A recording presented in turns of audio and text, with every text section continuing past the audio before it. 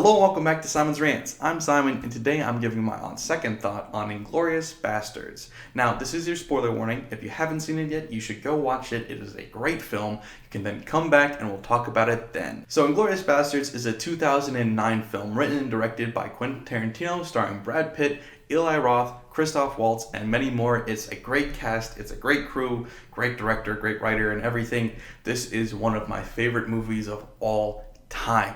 It's honestly also my favorite Tarantino movie of all time. I know I talked about how great Pulp Fiction was. I'm going to talk about how great Django Unchained is next week, but this is actually legitimately my favorite Tarantino movie of all time. I think it's phenomenal. So in case you don't know what it's about, the plot's pretty simple actually. You've got a group of specialized Nazi killers trying to murder Adolf Hitler, while simultaneously you've got this woman whose family was murdered by Nazis trying to kill Hitler. And that's just the whole point of the story, is a bunch of people trying to kill Hitler. And it's loosely based on reality. And what I mean by that is the plan that was in place, that they act out in this movie, was in place in real life.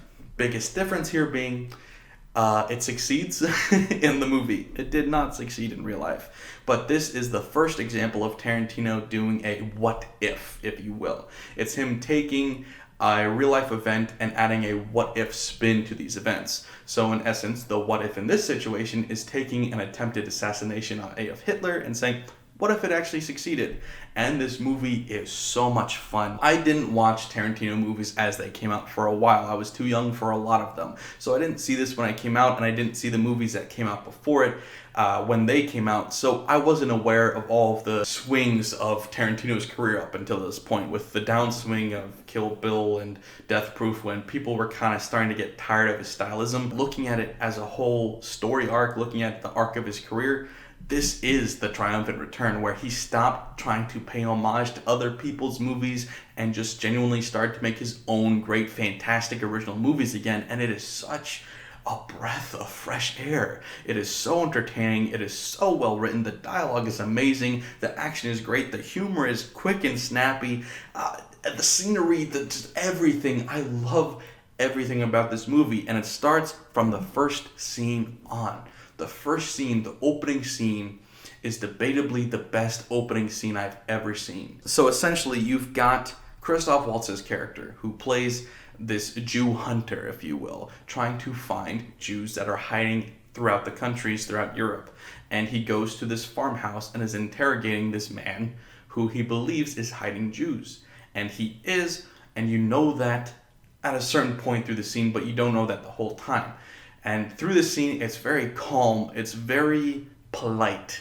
Christoph Waltz is being very, very eloquent in the way he's talking and very nice and endearing, but you know you can't trust him.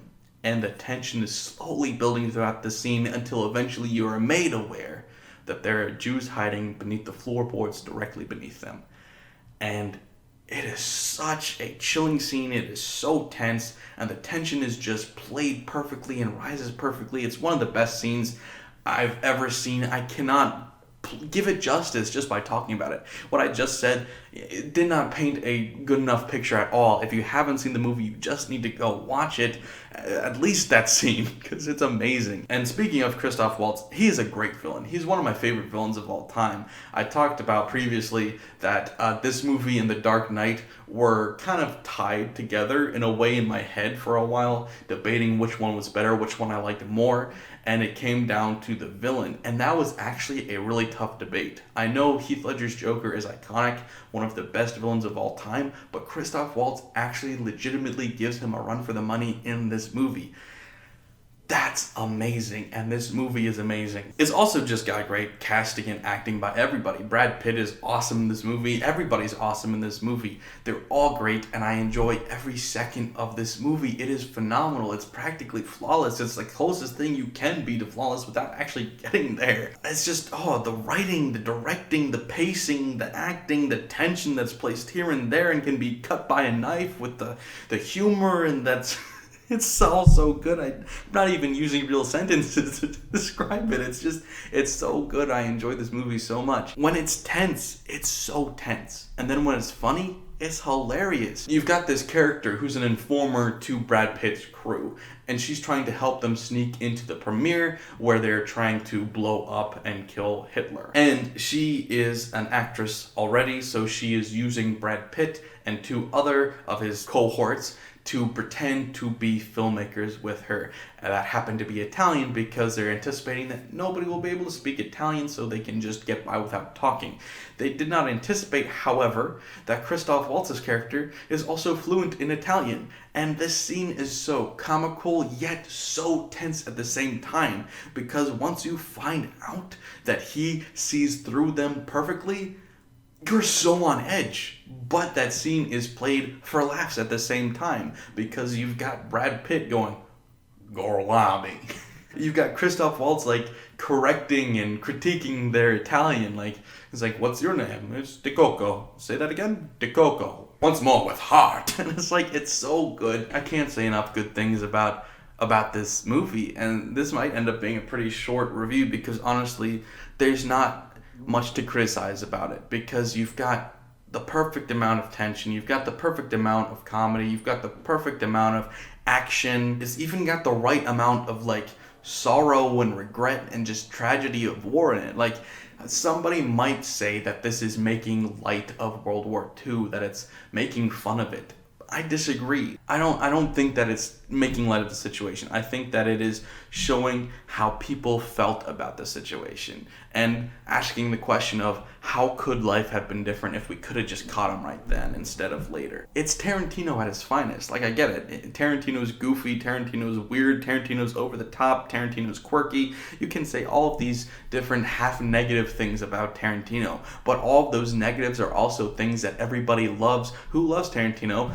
They love those things about him. I love how quirky he is. I love how his dialogue is strange. I love how he's so off kilter in his storytelling style. I love all of that, and this movie is such a perfect encapsulation of that. So if you like a Tarantino film, any Tarantino film, you're going to also like this one, because this is Tarantino at a pure talented level. I said in Kill Bill, like, this was like unadulterated Tarantino. Inglourious Basterds, it's got a slight filter to it, but it's an artistic filter.